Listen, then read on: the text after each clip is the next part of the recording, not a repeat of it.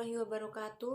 Saya Sri Budi Rahayu. Di sini akan menjelaskan tentang etika penulisan dan pengutipan. Di dalam etika penulisan dan pengutipan terdapat 3 poin. Yang pertama, etika penulisan. Kedua, kode etik penulis. Dan yang terakhir, etika pengacuan dan pengutipan langsung.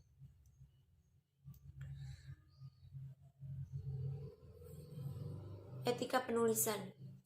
Etika adalah norma atau standar aturan perilaku yang membahas secara kritis, rasional, dan sistematis tentang moral serta mengarahkan moral tersebut untuk memilih perilaku kita sendiri dan hubungannya dengan yang lain. Banyak para ahli berpendapat bahwa etika merupakan cabang filsafat tentang perilaku manusia yang memandang dari baik dan buruknya perilaku tersebut. Sering terjadi etika dan moral diperlakukan sebagai istilah yang sama meskipun sebenarnya terdapat perbedaan.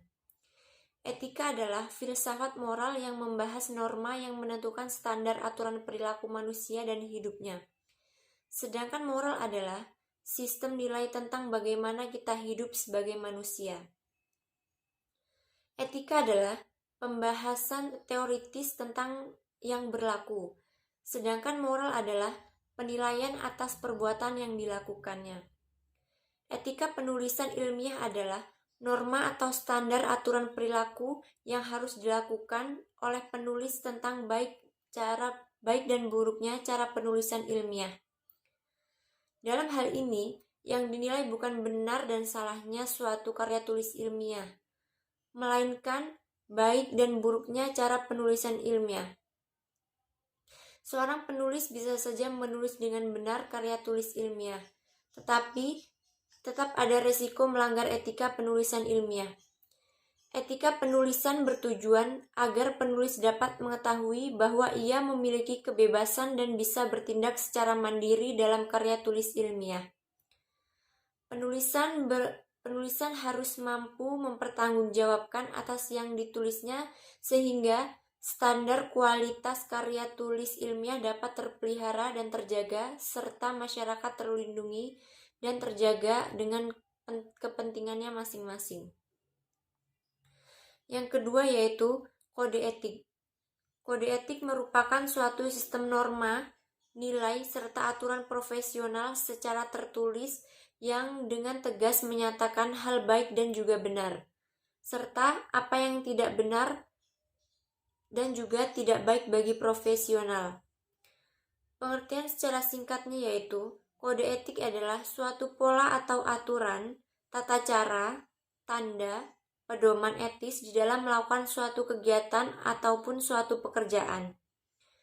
Kode etik berhubungan dengan perilaku seseorang.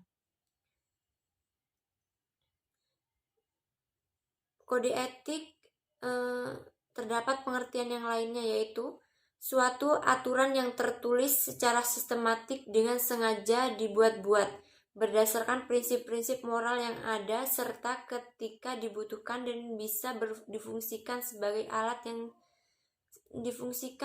alat yang dapat digunakan menghakimi berbagai macam dari tindakan, pada umumnya nilai menyimpang dari kode etik yang ada. Terdapat tujuan kode etik. Yang pertama, agar seseorang yang ahli dapat memberikan jasa dengan sebaik-baiknya kepada para pemakainya. Kedua, sebagai pelindung dari perbuatan yang tidak ahli atau profesional. Penyimpangan terhadap norma yang ditetapkan dan diterima oleh sekelompok profesi yang mengarahkan kepada anggotanya bagaimana seharusnya berbuat dan sekaligus menjamin mutu profesi di mata masyarakat dinamakan pelanggaran kode etik profesi. Yang ketiga yaitu etika pengacuan dan pengutipan langsung. Terdapat 8 etika pengacuan dan pengutipan langsung. Yang pertama, dapat mengutip secara tidak langsung asal disebutkan sumber penulisnya. Yang kedua, untuk membuktikan argumentasi, penulis mengutip langsung beserta sumbernya. Ketiga, harus menandai kutipannya. Keempat, tetap mempertahankan kesalahan atau mengubah ejaan untuk mempermudah pemahaman pembaca. Kelima, harus cermat dalam mengutip secara langsung dengan menyertakan halaman dan tahun karya tersebut. 6. Jika kutipan tidak lebih dari 5 baris, disisipkan dalam paragraf dengan diapit tanda kutip atau petik. 7. Jika lebih dari 5 baris, maka ditulis dalam blok sendiri. 8. Harus mengutip semua kata termasuk interjeksi khas bahasa lisan dari narasumber dan menyertakan namanya. Cara mengutip.